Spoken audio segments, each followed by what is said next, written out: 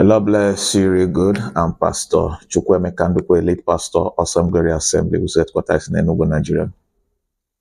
You're welcome to this episode of the latest Manna. And today we are going to be talking about the path of the righteous. The path of the righteous. Very interesting. God has a path for those that live for Him. They are the righteous unto God. They are sweet smelling savour to God. They are those in whom God delights. You know, Jesus was righteous, and that was why when he was baptized in the water, Abba Father himself had to speak from heaven. He said, "This is my son in whom I am well pleased." That being pleased was born out of righteousness. The righteous man is a sweet aroma to God. He's a blessing to his generation. And that was what scripture was even talking. He said, when the righteous is in power, the city rejoices. When you have righteous power in people, in power, it brings an unusual dimension of God and his intervention even on the land. Yes, and that was why David, the king of Israel, was the king that had the highest interventions of God in all of his region. God showed up so mightily for him. God showed up, defended his cause, fought his battles, because David understood what it meant to live righteously unto the Elohim. And I discovered the scripture in the book of Psalms chapter 37 and verse 23. That scripture said that the paths of the righteous are ordered by God. Very powerful scripture. Very powerful scripture. One of the proofs that a man is righteous is that you find God ordering his paths into greatness. Yes, God does not despise the righteous. God is interested in how the righteous ends. God is interested even the things that happen to the righteous, both to the righteous, even to the relations of the righteous. Have you ever asked yourself why God had to speak with Abraham first before he went to destroy Sodom and Gomorrah? Because Abraham was a righteous man to God. And Abraham had his relations, his nephew Lot and his wife in Sodom and Gomorrah. So God will not do that thing. God was interested in how Abraham will feel at the end. Because God is not just interested in the righteousness, so he's also interested in those that are related to the righteous. So God moved, and they had to talk with Abraham first. So the favors that Lot had in Sodom and Gomorrah was a function of Abraham and his righteousness to God. Can be that powerful. So when God said that the footsteps of the righteous are ordered by God, that heavy scripture, it means that God is interested in bringing the righteous man to the blessed abode. God is so interested in the righteous ending well. And when God orders your footsteps at the righteous, one of the major evidences that God is at work and is the one doing it is that you just walk into your destiny helpers. You just find yourself meeting people that you didn't even plan to. You just find yourself entering into some things that you know that they were divinely orchestrated by God just to make your destiny colorful and to blossom greatly. Now, if you look to the scripture, you discover that when God talked with Elijah, and he told Elijah that he had arranged a widow to be a source of blessing to him. And Elijah strode to the town where God had instructed him to go. Look at something very powerful that happened in that scripture. When Elijah got to that city, he didn't go around looking for the widow of Zarephath. On arrival, Elijah discovered that the widow was actually at the gates. But it was divinely orchestrated. The widow felt she came to pick wood with which to make fire. She didn't know that God moved her there. God caused her to go and fetch wood, because that was where Elijah could meet with her. Elijah didn't know how to start searching for her throughout the city. But God had arranged the footsteps of both the woman and Elijah, and they met at the gates.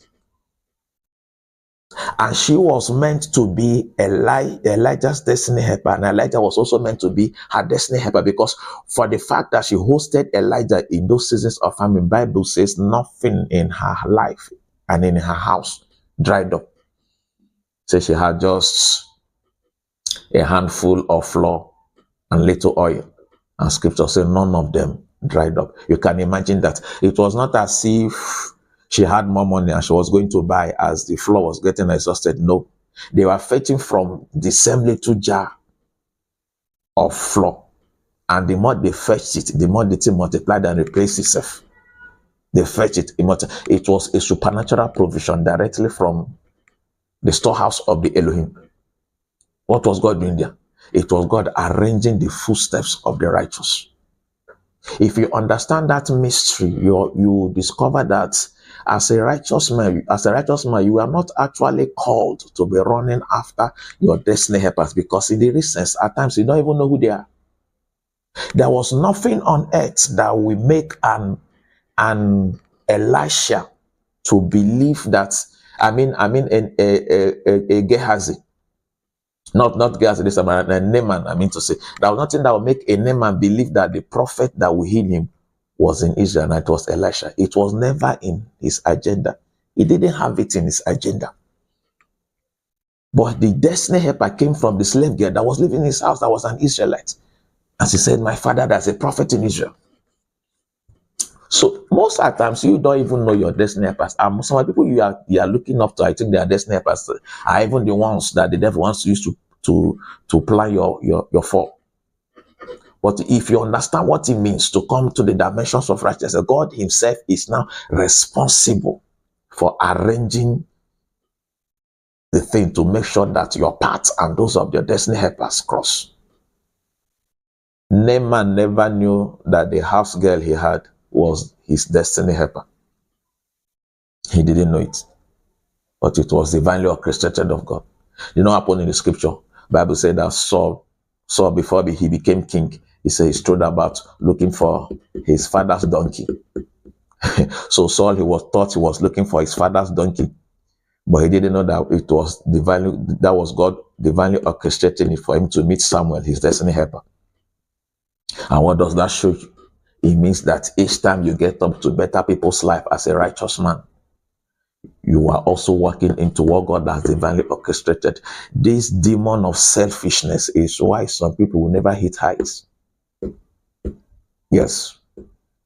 So it was not Saul's selfish ambition that he was pursuing, that he was looking for his father's son. He went to do the work of his father, if you like.